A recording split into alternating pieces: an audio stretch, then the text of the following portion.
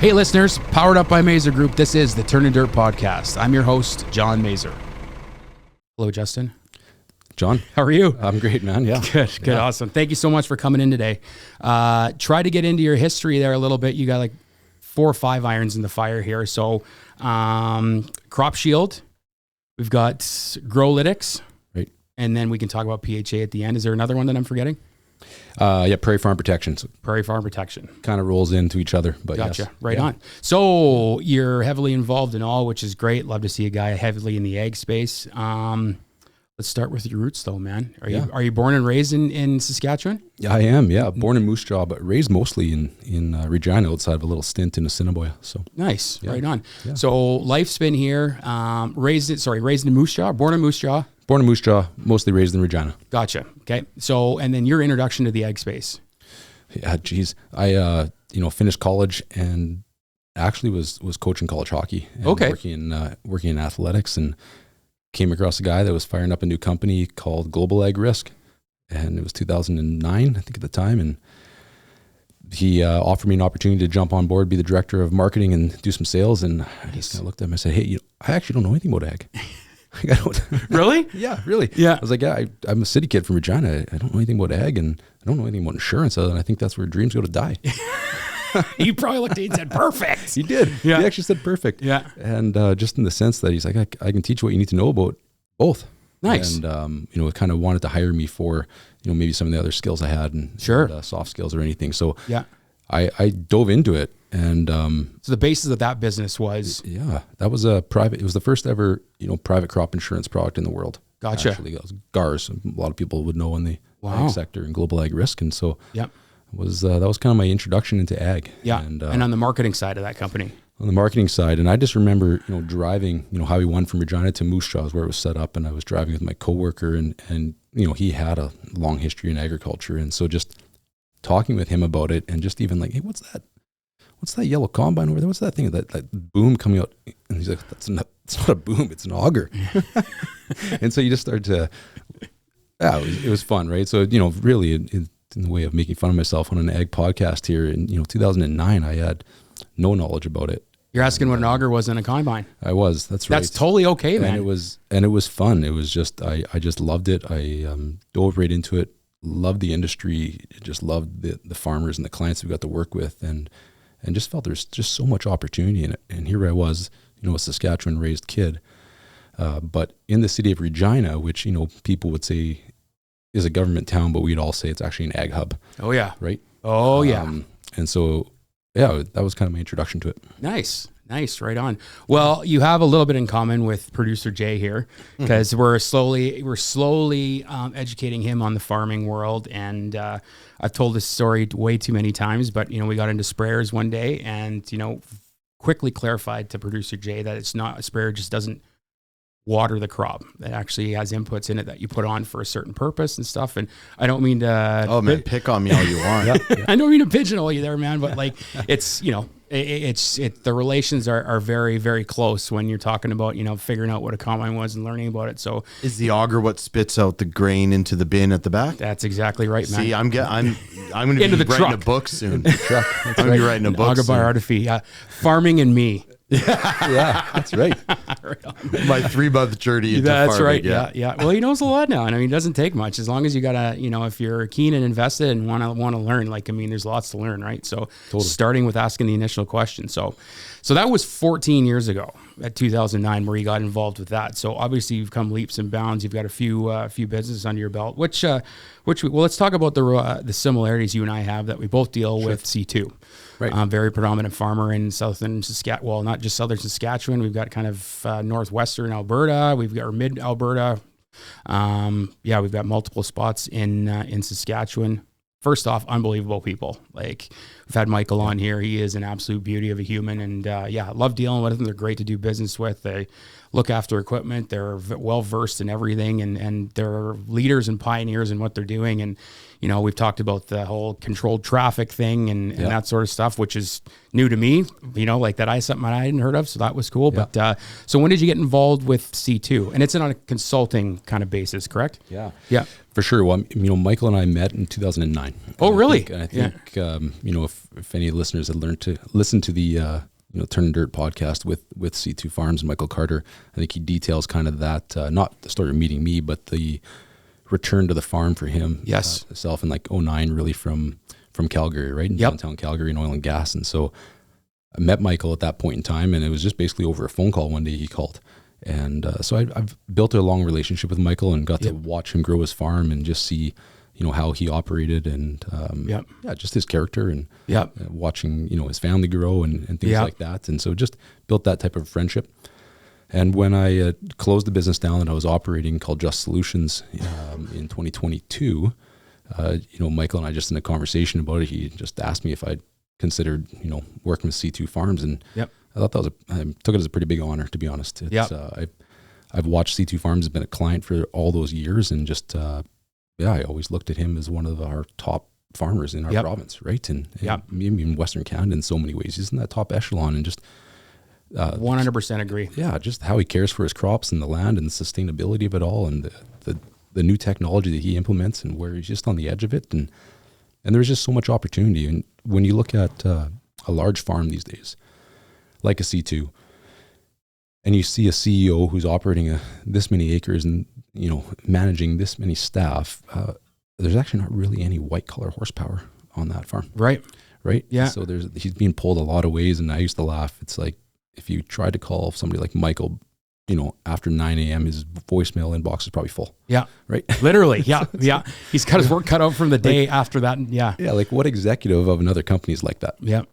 Very few, if any. Yeah. Right? Because there's so many people, and there's a whole, back room of bean counters and things like that, but that's not on the farm. And so I just think that's what's really, it's why I've loved the ag sector, and just the individuals that lead in it. Is there's a lot of space to serve them. And that's just what I jumped in and started to do with C2 Farms. Is like, hey, nice. You don't have a COO. There's all kinds of ways that we can help you fill some gaps. And ultimately, I want you to have time back with your family. I want you to be able to hand some stuff off and know it's being taken care of, and just be healthy yourself. So that was kind of my initial focus with them. And it's, it's evolved a bit as we do different HR pieces and leadership training and onboarding practices, and to insurance and risk stuff as well. But, nice. Inspiring to watch a young man like that grow, and to the size of the farm that it is. I moved out here in 2019, and coming out from Manitoba, the farm size, you had your, family operations anywhere between that 2,500 to 4,000 or 5,000 acres, and then if you were in that 8,000 to 10,000, that's a pretty big farm. Or out here, it's a pretty common size, and when you're talking C2, when we came out here, they're I think around that 40,000 or 25,000 or something like that, and then they've grown exponentially since then. It's just fascinating to see, and it's great to see a very intelligent young man like him, motivated and loving the industry, wanting to get involved with new things that are happening. It's just great to be a partnership in that, and great to be a part of that. So great. Good on you for taking that opportunity. Yeah. Thank you. What do you guys see as the difference between a farming operation that gets a chance to grow their acres rapidly versus a farming operation that seems to be comfortable in that 4,000 to 7,000 acre zone? Is there a tipping point financially where they're like, okay, now we have opportunities here? You want to take that one, or do I my view on it, Jay, is you really have to make a decision at that point, whether, if it's a family owned and operated farm, that 4 to 7, as you say, which is a pretty, good size, is a wonderful life for a family. It's a great size for a family. Everybody can be involved, maybe 1 or 2, 3 hired hands, something like that. But, generally a family can keep that going. That's where the decision needs to be made, whether if this is going to be multi-generational and you can make that decision to grow. But it's an undertaking. It's a huge undertaking. I don't know if you have anything to add to that. Yeah, just huge undertaking. It's like how courageous of an entrepreneur can you be, right as a farm? Yeah. Someone told me this story or related this one time, and I don't even remember who it was years ago, but just this idea that, farmers are some of the most courageous entrepreneurs we know. 100% they are. If you think about it, you start a business and you get going for a few years into a business, and there's crazy stats about, how many businesses survive 3 years, and then from there, how many actually survive to the 5th year, et cetera. But but as a farmer, you start over fresh every year. You sink a few $1 million of inputs into the dirt. You hope for a little bit of sun and some rain, and that you might, have that harvest process. Your production is once a year. Where as a restaurateur, a restaurantee owner or anything like that, it's you have this.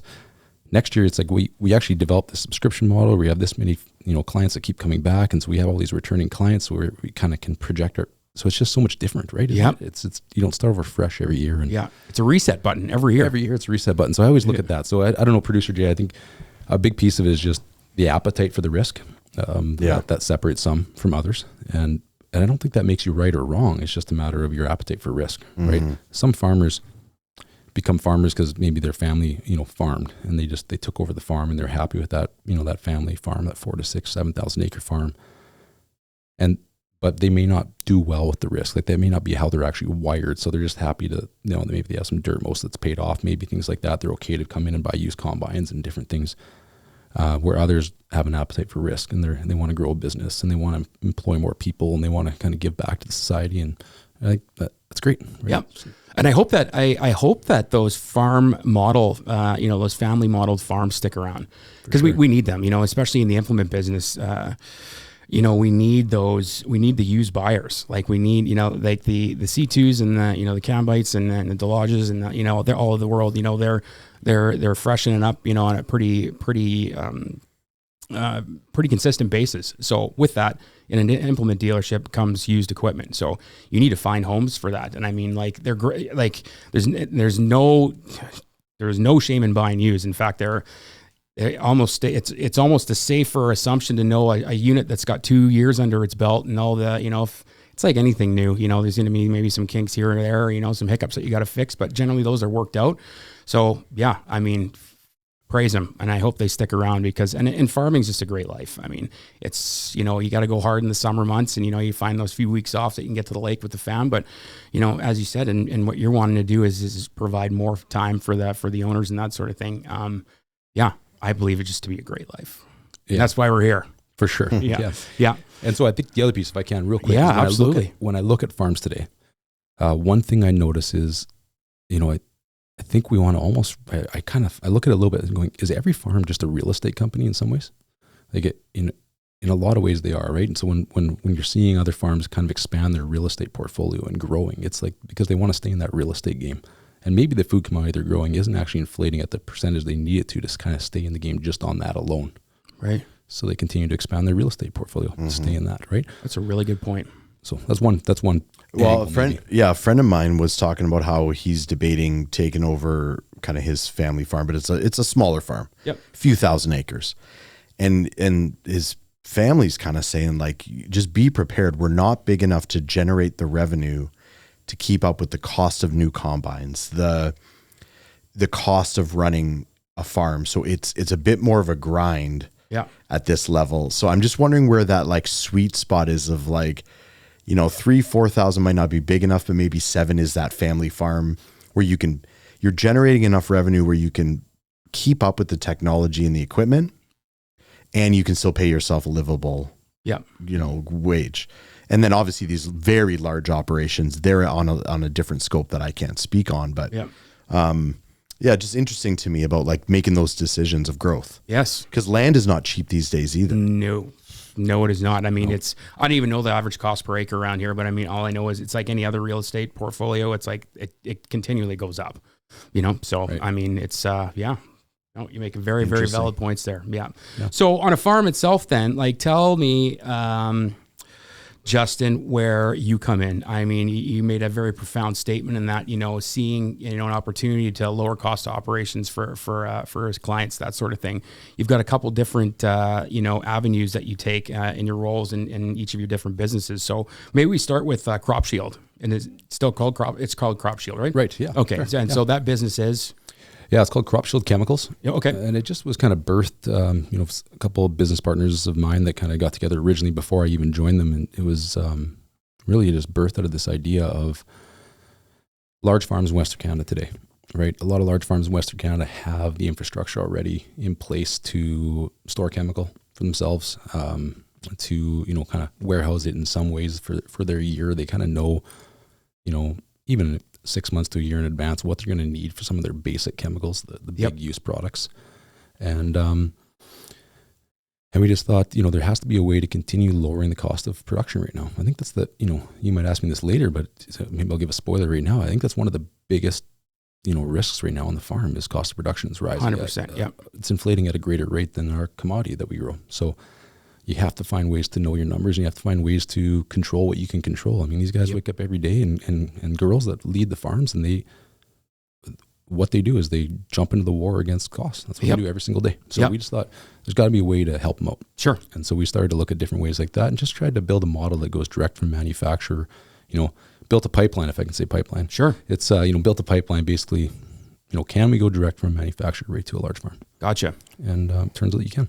Nice. So we're talking about, would you call it a broker of chemical? Or a wholesaler from manufacturer to end user, and you're storing at their operations. And so there really is kind of an overhead aspect as far as, bricks and mortar from your end, but it's definitely a sustainable business model if we're talking about, farms the size that we are, 40, 50, 60, 100,000 acre farms that are going to need that much chemical. And you're exactly right. You hit the nail on the head, Justin, when you said they're going to know what they're going to need 6 months in advance, right? So if you're going to get that there and warehouse it on their farm, it seems that, you got something big there. Right. Yeah. So it's sort of like a wholesaling thing. You're right in that regard. We just kind of started with a group of farms that were a large group of farms together and that had demand. And we said, well, maybe this is enough demand that we can knock on a manufacturer's door. Yep. And say, hey, here's X amount of liters that we need or acres. And what does it look like if we just went direct? So we don't really handle the product. We don't build overhead.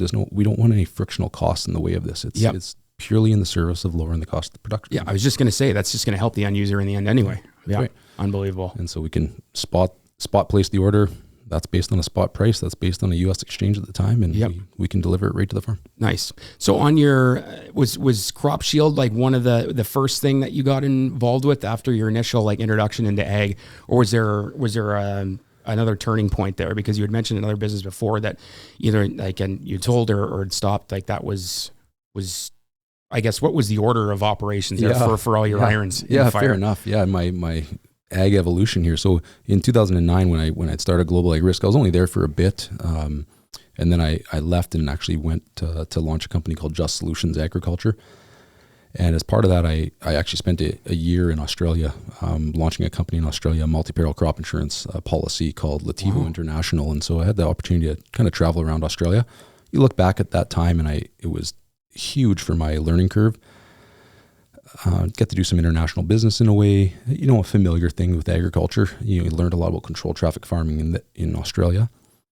Probably spent too much time inside of banks and government officials, offices as opposed to right on the farm because it was such there was no crop insurance options in Australia. It's the Wild West, right? None. There's no public, no private, nothing. Really? Is there spider insurance in Australia? They're let's answer the question that we're all wondering here. Yeah. Have you seen those things, man? It's called life insurance. Yeah. Oh, damn. They're as big as your hand, man. Dude. Oh yeah. I'm not scared of spiders, but I mean, that's just something. I'll admit it. If one walked in this room right now, the size of that Australian spider, you don't have a producer anymore. I'm out. What's on our own. Diving out the crazy window. part is, producer Jay, it's not even the big ones that you got to worry about. Oh yeah. Right? It's I remember going for tea. They call it tea, not dinner, right? So went for tea at a friend's house and he walked in the door and he had a beautiful home and walk in, it's out in the country somewhere and you close the door behind you and he's like, oh, don't move. I'm like, what? He turns around and there's a wolf spider the size of my hand on the back of his door inside his house. Jesus. And he, throws a bag around or something, gets rid of it. But it's not those. It's more like the white backs that are just tiny that have a flesh eating thing when they bite you, or the red backs. And so I can tell you stories, but it's those are the guys. Let's put one on the screen right now. Yeah, you got to bring one up. All in the year that you spent over there. Right, producer Jay's pulling up. What did you call it? A white? I think it was a whitetail or whiteback spider. There you are. Yep. Oh my God! They're not really big. No. That dot would stick out like a sore thumb, and exactly right there, what it is. That white-tailed one. I walked across my desk in the office one day. And oh my Lord! Yeah. And then there's a redback. So those guys are, they're not pleasant. Oh no, I can imagine not. So how did you get it? Can I ask really quick? How very inspiring here, Justin, I must say, because just up and spent a year in Australia. Yeah. So what sparked that for you? Yeah. Divorce of shareholders, a global ag risk. Okay. How was that? I just chose my parent. Yeah. And I wasn't a shareholder at Global Ag. I was just an employee. And that there was a bit of a divorce that happened, and the one guy signed a non-compete, and I just kind of jumped on ship with him. And he was kind of the insurance genius in it all, and had some crazy ideas, and learned a lot of stuff. Yep. And he was courageous in the sense of why can't we, right? If it's not impossible, then why can't we? Yeah. So that's what took me to Australia. So nice. So lots of learns on that side. We were able to commercialize the very first ever crop insurance product and sell it in Australia that year, and make some payments in Australia, and that was good. And then came back into Canada in 2014, and I've lived obviously here since in Saskatchewan. Sure. Yeah. And that was then Just Solutions Agriculture kind of took off at that point in time, which I eventually became the CEO of. And it came to an end in late 2022, and a big part of that was the 2021 drought. I mean, there's some tough years, 17, 18, 21. We put a lot of money in the marketplace in 21, private crop insurance proceeds, which is great for our farms here in Saskatchewan. And it's there's all kinds of stuff, and there is a hardening of an insurance market, things you just never knew existed, and macro events started to happen. And I think it was was it February of 23 or in 2022? Russia-Ukraine war started. The oil price skyrocketed. We had the nickel market closed, shut down. It raised 250 points in the morning, and they closed it down in London. And there's an industry in China that basically a paper trader in China that was like 2.5 billion short. Oh wow! So the reinsurers closed it. There was all this stuff that happened, these macro events that caused a large hardening of the reinsurance market, where we weren't able to actually get the reinsurance anymore that we needed. So we just, we closed up, and that's when I started doing some other stuff. For a time being. Yeah. Nice. Well, I gotta tell you, kudos to you, man, because the people that can take the risk and have got the horsepower to start something new, friggin' love it, man. So I think good on you for that, and good on you for jumping in, with both feet and getting right into the ag space, getting educated, and traveling abroad to learn about this stuff, and inherently with traveling abroad, you created something in a country that it's something that they didn't have, which is unbelievable. I mean, you got to give yourself a pat on the back for that a little bit. Thank you. Yeah, it's awesome stuff. So, along with the crop shield, do you dabble in a little bit of insurance still here? Yeah, we do. Right. Yeah. Yep. So when we closed down Just Solutions, we still had a large group of clients that I would represent and would kind of serve with some risk mitigation strategies and analysis. And so we just thought, well, how do we do that? And so I joined a friend in a partnership, and it's called Prairie Farm Protection. And same thing. We we broker, multi-peril crop insurance policies and hail insurance, and kind of dabble in just some analysis side, and just helping farms really take a look at the whole suite of risk products out there. So their ag stability, their crop insurance, a multi-peril private, a hail, and just how do you marry these things together to give them the best risk mitigation at the lowest possible cost for their farm, right? Yeah. And I made a joke earlier that insurance is kind of where dreams go to die, but it's like, once I learned about it, that insurance was it's just a financing tool. Yeah. That's all it is, right? And it's sometimes like if producer Jim, if I break this microphone right now, you guys are probably going to want me to pay for it somehow. And so how do I do that? Well, I could pay with cash. I could probably swipe it on a credit card downstairs, maybe put on a line of credit. I mean, maybe on my home insurance policy, it would actually cover it if I want to make an insurance thing, or maybe I can just barter a little bit of labor. Can I sweep the shop for a little bit or something, right? Like there's different ways to finance the replacement, but insurance is just one of the many ways. Yeah. Interesting. How many times have you analyzed a farm and seen someone being ridiculously overinsured? Yeah, lots.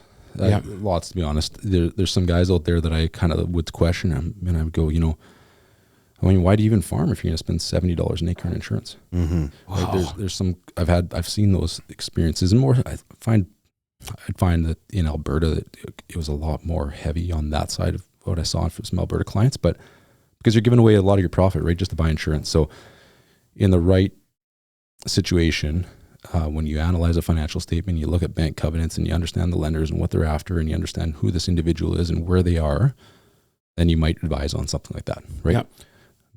But there's times where it's just there's overinsured and they just are buying. It's again, large farms. You're a CEO of a large farm. You have a lot of things going on, And insurance is just one of the 1,000 decisions you have to make today.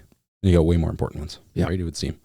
And so if you don't understand it, you're just going to quickly check the box on your what if statement because that's what dad did and that's what grandpa did and that's what the bank tells me I need to do. And so then you check the box and you move on with your day. And so I just find that's been a bit of a passion for me now inside of what we do at Prairie Farm Protection and others is just going, hey, as an actual broker for a farm, on the insurance side, we need to represent their interests over and above anybody else's. So if you look at what they're buying and you just help them understand it, because a lot of them don't, right? And so if you just kind of can make it simple, if you can speak in grade 3 terminology. Yeah. Insurance is by design confusing. Oh yeah. Right. It for the purpose of like probably, a legal sorry to interrupt you, document, for the purpose of over-insuring. Exactly. 100%. Yeah. That's right. Yeah. Sorry, we're going after the insurance company. Yes. But he's on our side. Absolutely. No, Justin's on our side. Yeah. I'm sure we all have a story ourselves or we're closely removed from somebody who does, where it's a bit of a nightmare story where they maybe had an insurance, maybe it's a house insurance claim or anything. And the first thing that happens to you is you get treated like you were the, convict, not the victim, right? In the sense that like you were the one that was guilty. You must have done this to yourself, right? Mm-hmm. You intentionally did this to your home or something else. And so you go through this process and you start to learn that it's not really, it's almost just part of the game in the sense because insurance doesn't make money. Like the insurance industry as a whole, it doesn't make money on the fact that it takes $1 in and only pays out 99 cents. That's not how they make money, right? So they make money on the time value of your capital. And so... What do you mean by that? Well, they kind of have like a 2-year window. Every claim has like a 2-year open window period that they have till they can kind of close it off and adjudicate it. So it's inside of that 2-year window, they might just kind of drag it out. Not all companies are like this. I want to make sure that's really clear. And I find in the ag space, and especially in like crop insurance, or like SaaS crop insurance, and even some of the multi-peril crop insurers, they do a really good job of going, hey, we need to focus on customers first because retention is the number one thing in any business. So they do a good job. But maybe some of the big companies looking after your home packs or vehicle policies or different things, they might drag it out a few more months than it needs to be. And that few months kind of gives them a pretty good return on the cash before they pay it out. Right. So, Interesting. When you see returns. Yeah, that's interesting. Yeah. So they're saying, let's prolong this payout to allow us to put more money in the bank. So the ROI, so to speak, on their end, on their profit statement is just always hitting it. It's always more than what they're handing out. Right. Which is why you get that bad taste on insurance, right? This, like it's a necessary evil almost. Yeah. But if you were to jump online and just look up, a couple big insurance companies and they're publicly traded, and you can look at what their profits were last year as compared to even their loss ratios, you'll see they'll have like a 130% loss ratio. So if they brought in $100 million and they paid out 130, that's 130% loss ratio. Yeah. But they'll still have profit that year. So it's wait a second. How in the hell does that work? Right. Yeah. Yeah. So that's how you start to understand. Because they're not paying the 130 million out in one shot. Right. They're prolonging that. Yeah. And there's different layers to it too. That would be a little more complex to get into here. But yeah. I think you hit the nail on the head when you're talking about, in an insurance claim, the insured being portrayed as the plaintiff, if you were, or the defendant, if you will, not as much as a plaintiff. And it sucks that we have to look at insurance that way because the purpose of insurance is, some insurances to yourself that if something were to go wrong, you're looked after. Whereas if something does go wrong, they're trying to find ways to not pay, literally, So I think that's where the bad taste from my mouth gets is that's 100% for me. It's like, I want them to keep the same energy. So when you're selling me on what I need to be insured for, and you want my money for that, then when I need your money to protect against what you made me, pay to get insured for, keep that same positive energy with me. Don't flip it and now say, well, no, you did pay for that coverage, but here's the loophole. Yeah, we found a loophole to not pay you. Yeah. And I don't have a lot of those experiences. I haven't used insurance a lot, which is a whole other issue I have with insurance. I'm paying a lot for, never using it, but you see that you were wearing a hat that day. Yeah. And when the incident happened, you weren't wearing a hat. Correct. We didn't insure you for hat wearing. That's right. And sorry, at the same Justin, time, no. now we're just going on a rant Did I here. apologize? Yeah. But I think at the same time, right? It's like a lot of us, whether rightfully or wrongfully, we have that like sense that we're owed something because we paid a premium. And I look at it a little bit. You know, I mean, you buy a movie ticket, you get a movie, you get entertainment return, right? So it's like we feel this like sense of something. But Yep. You know, I'm grateful that I have home insurance, and it allowed 100%. me to you know, it allowed me to get my mortgage for my house, and my family gets to live there right now, and it's safe, and it's minus 40 outside and things like that. It's great. I really hope it doesn't burn down today. Mm-hmm. Yeah. Because the pain of getting a new home built or losing all of our things. So I'm grateful I don't have grateful I don't have a claim, right? So it's like, you know, what is insurance for, right? Yeah. And that's just Peace of mind. It's peace of mind for sure. Yeah. But it's part of your capitalization strategy. So again, it's part of, you know, you being able to buy on a personal note, your house, your mortgage, right? You probably wouldn't get a mortgage without home insurance. No, exactly. So it allows you to capitalize that instead of paying cash for that house. So it's there's different ways as we look at it a little bit. And that's kind of part of my role is, you know, insurance can be really emotional. And so when you're talking to a farm, you're talking about their crops, especially hail insurance, right? People talk about this great white combine and the emotion of that. But it's like, my job is just to help you remove all the emotion. Yeah. Let's talk about actually what happens when a hailstorm comes. Let's talk about, you know, how does that crop respond? Let's talk about some of these things. And now let's talk about a proper strategy to use that product to protect the revenue on our farm. Yeah. Now, once we have that all sorted out, let's mix back some emotion. Okay. How does that feel? Yeah. What does it look like if you didn't insure that field right by your home quarter and your wife has to drive by it or the neighbor drives by it every day? And it's like, we got hammered by hail. Look how terrible that crop looks. It stinks. And you didn't insure it. What's wrong with you, Jay? Yeah. Right. Like, yeah. So it's, so you got to mix that emotion back in. Maybe Absolutely. Right? So Yeah. Yeah. We just get to play that kind of role and just, again, help just analyze it, help them understand why they're buying it, and help them recognize what it would be like in a claim scenario. I love your view on it. And I love your view on, you know, the mix of emotion and, you know, the matter of fact stuff and how that's discussed. Because I mean, the way you just analyze it there is like the perfect way that I'd want to be treated. Right. So if that's the way you're doing it in yours, that's awesome. That is amazing. So, the insurance side of your company is called Prairie Farm Protection. Prairie Farm Protection. We've covered Crop Shield, and then Growlytics. This is another arm or iron in the fire, as I referred to. Yeah, and this is you know, I've honored to be given an opportunity to become a partner in this firm. Just, you know, former coworker and good friend of mine, Brian Mack, and his partner, you know, business partner Jerry Bourgeois started it in 2017 or 18, and you know, basically it's a virtual finance department for a farm, right? And so it's a CFO consultancy piece, and it's just, again, when you look at large farms and everything they have going on for them, and you know, they have tax accountants and Myers Norris, Penny, and you know, KPMG and others, the big dogs, and all these big dogs. They do an awesome job of tax accounting for you. Yep. But even all the best tax accountants that I know, you know, their job is to serve CRA, right? And do that. They do a good job of that. But we just found, as we were looking at farms over the years, especially doing underwriting and insurance, you see farms don't need us to tell them how deep to seed their canola. They don't need that from me. But what they do need is like help with their data collection. They need help with their reporting. They need to be, you know, timely, accurate reporting is what every bank needs. And so we started to look at different pieces of how do we actually fill a void inside of, again, you know, these farms don't have a, you know, a whole back office full of bean counters. So how do we fill a void and come in to help farms with their data collection, their bookkeeping side, and the flow of all that information, and then timely, accurate information so that you're giving them ability to do bank reporting properly, you know, balance sheets, you know, insurance analysis, et cetera, forecasts, whatever.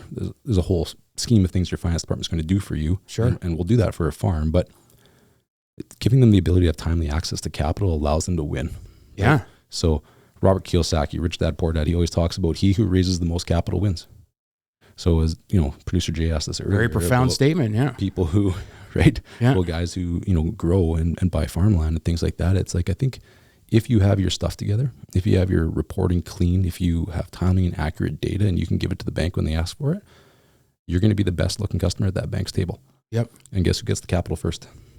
The best looking customer at the table. Yeah. Right. So you got to be in service to your banker as well. And then in partnership with that bank. Yep. And that's just kind of, you know, a void that, or kind of a spot that we filled again, and just going, if we can help guys, if we can, you know, get them the best bank deals, right? Get them the best bank terms, do some swaps for them, different pieces that can help them on their farm. It should lower their costs, once again, and it should also give them access to capital, which allows them to be timely and not miss out on deals that they wish they could have had and things like that. Amazing. So under the Justin Simpkins umbrella, like, are you marketing yourself as all of these, like, or are you going independently with each? Do you know what I'm trying to say? Like, I mean, does your business card have all this stuff on it, or do you kind of, you know, market yourself to each individual farmer and, you know, under a different umbrella here that we've been talking about? Yeah, John, you know, the problem is I don't have a business card. So that's okay. That's okay. It's, you know, unmarked truck. You know, this was even, you know, coming on the Turnin Dirt podcast was a real honor and a privilege to be here. It's just fun to have a conversation. But at the same time, I was going, geez, do I even really want to talk about what I do? Because it's like, let's just have fun talking about ag.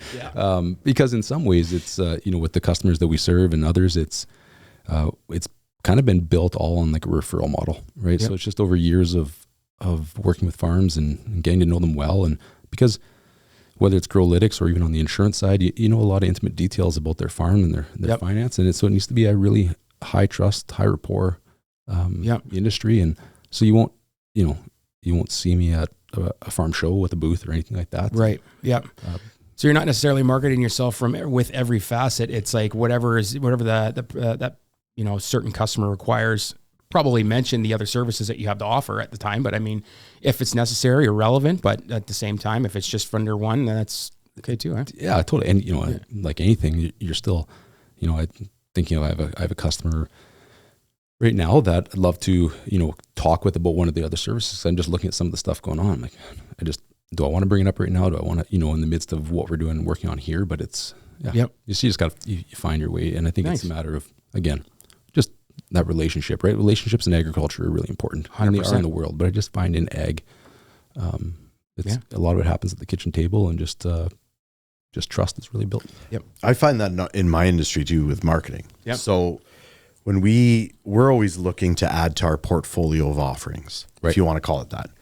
And when you're marketing for a business, you need to build a relationship with them, understand them, you know, intimately and almost in their most vulnerable, like what are their goals? What do they want to do with their company? What are they struggling with?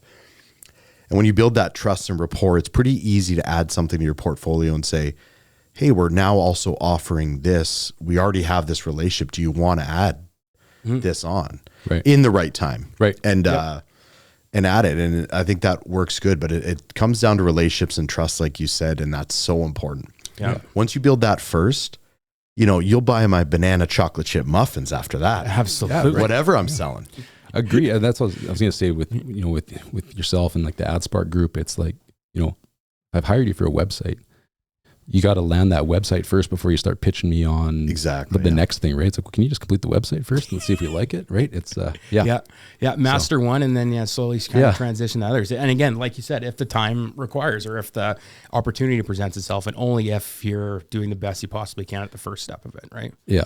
And last thing is, I just, you know, when we're looking at, you know, bolt-ons or anything you want to call it, and what we do is regards to for our farm clients, I don't see it any different really than Mazer Group, right? In so many ways that you sell a new combine, you also buy combines and sell them used, and you also finance. You're a bank too. Do you guys sell extended warranty here? Oh yeah. So you're an insurance company too. So he's got more irons in the fire than I do, producer Jay. So it's, you know, it's and then you sell parts, and there's like repairs, jackets, and fancy decals and water bottles, and so it's, you know, there's lots going on. So it's kind of just that integration of kind of looking at it the same way, full service, right? Interesting way to look at it. Yeah. So fun stuff now on the side of another iron. It's not necessarily in the fire, but I mean, it's a part of what you do. Prairie Hockey Academy. Right. Well, that's awesome. Like, because I mean, I saw my stepson Jax. He's big into hockey. He's turning 12 in June, and just absolutely loves it every moment he's on the ice. And he always wears his blue Prairie Hockey Academy hat around. And I think he's been to a camp or two. Hasn't done the full, like, because you offer like full year schools and like you go to school at Prairie Hockey Academy. So I guess let's really quickly, if you don't mind, start at the beginning of that. Like, you were coaching there for a bit, and then had the idea of like this is a viable business opportunity where, because there's going to be a lot of young people playing hockey, and want to invest the time. Totally. You know, it wasn't even a business really venture or pursuit at first. It just kind of came out of the passion of, I was a young hockey player at one point in time. I was a captain on my college hockey team. I went on to coach and different things, and I started to really just be I just loved reading leadership books, but I didn't really do that until kind of like my senior year of college and different things. And I started to recognize like some of the stuff I was learning, and then I ran to a leadership coach, and I was like, man, I just wish I would have had this when I was a kid. Yeah. Like I was just like an arrogant hockey player that was pretty mediocre. It's not a good combination. Like it's like just not great. And so I went, man, I realized like I needed to make some changes in my life. And so I thought if I could have had this when I was younger, 10, 11, 12, 15 even, I just think it would have changed my trajectory. And so, I was coaching some college hockey at the time. I thought I'd just start a kids program. Yeah. And I went, what if we married hockey with leadership development? And I just said, what if we called it, like, we're going to use the power of hockey to develop life champions. So that was kind of our slogan that we started with. Nice. And we just invited kids out. It was a spring hockey program. My marketing degree taught me that if I called it AAA, people would come. Right. So it just AAA hockey. And I had all these people sign up, and I said, hey, awesome. We're going to pick a team. We had so many kids, we actually decided, let's just build 2 teams, and we're going to do hockey, and then we're not going to do dry land. I'll send you home a dry land. You can do it at home. We're going to go to class. We're going to learn about leadership. We're going to talk about character formation. We're going to talk about what integrity means. We're going to talk about what it means to take responsibility, because, 70% of leaders fail at level 3 in Jim Collins' good to great book of leaders take responsibility. Yep. So it's like, what does that look like? And how do we teach these young men to do that? Yeah. And so, that just kind of got a hold of my heart, to be honest, is just young men. It was at the beginning, right? And so some young girls that came along, but it was just like young men in this game of hockey that lose their identity in hockey.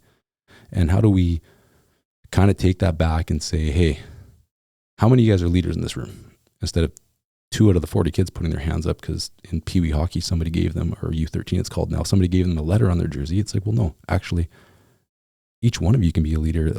Simple definition of being a leader is just someone who takes responsibility. So the good and the bad. Yeah, the good and the bad. Like, so what does that mean? Like, you're going to have different levels of leadership over your year, and but each one of the employees inside of a Mazer group today has the ability to lead in the task they've been asked to do. Absolutely. They can be a leader. They get to be a leader at home.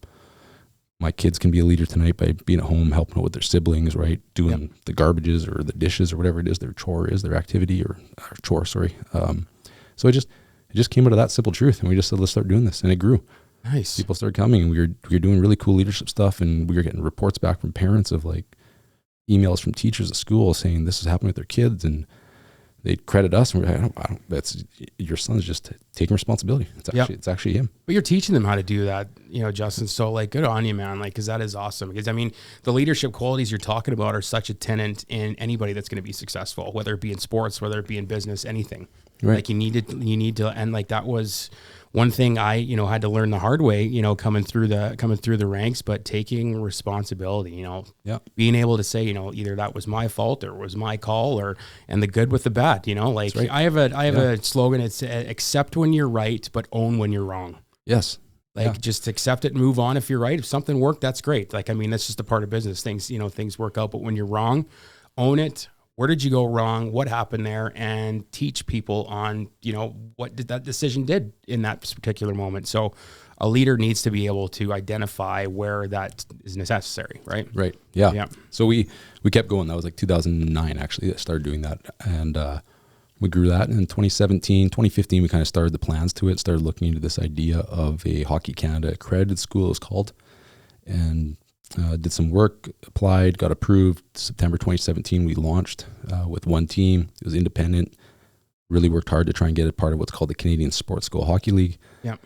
2018, we were accepted into that with like 2 teams at that point in time, so different age groups, different divisions. And it's a Hockey Canada accredited school is a 10-month program. So it's part of your it's part of your high school experience. So it's September to June. We're on the ice every day. We're mandated by Hockey Canada to have a 75-minute off-ice session and a 75-minute on-ice session every day. And both of those sessions are class periods, and you actually get high school class credit for them. No kidding. So you're getting like a credit for phys ed instead of going to phys ed, right? You're getting a wellness credit. You're getting a leadership class credit because we do class periods in our off-ice and training, and different credits like that. You get throughout your 4 years of high school, and our student athletes, the CSSHL is an education-based leader in hockey and across Canada, and we our teams travel similar to the Western Hockey League. So we travel from Winnipeg to Victoria. Wow. We play against the Connor Bedards, the Matthew Savoys, the Dylan Cousins, the Gavin McKennas, the Landon DuPonts. Wow.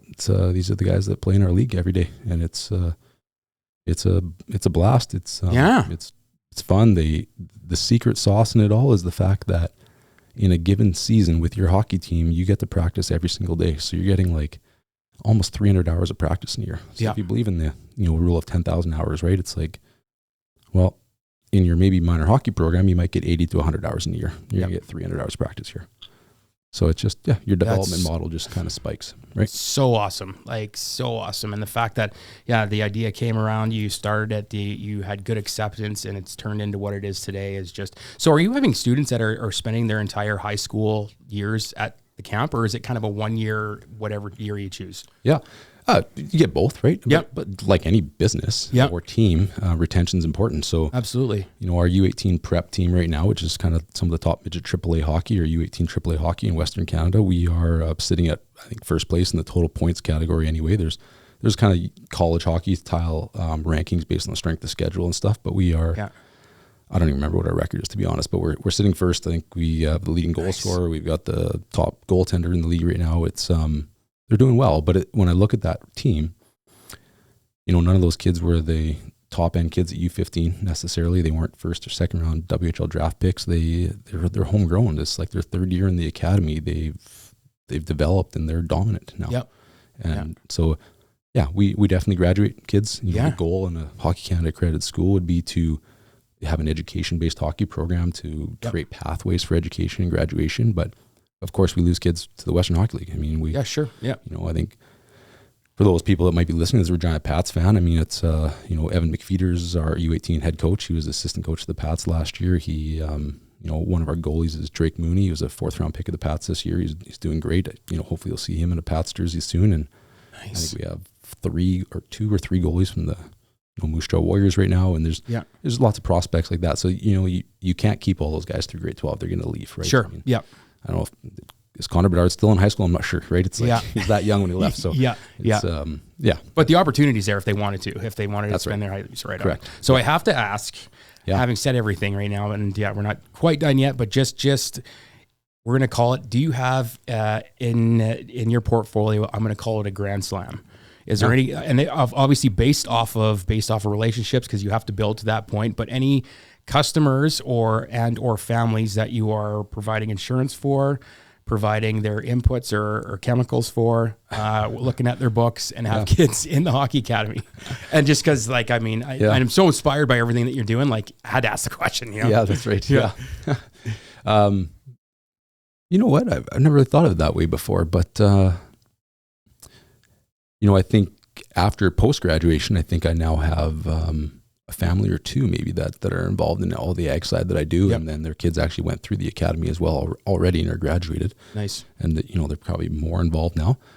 We'll see what Michael Carter's boys do, right? And, that's right. But nice. So there's a couple, but it's, that's funny. I get comments often, not often, often from one individual who's badgers me often about becoming a politician, right? He was kind of like, hey, you should run for whatever. Yeah. And I'm like, no. He said, come on.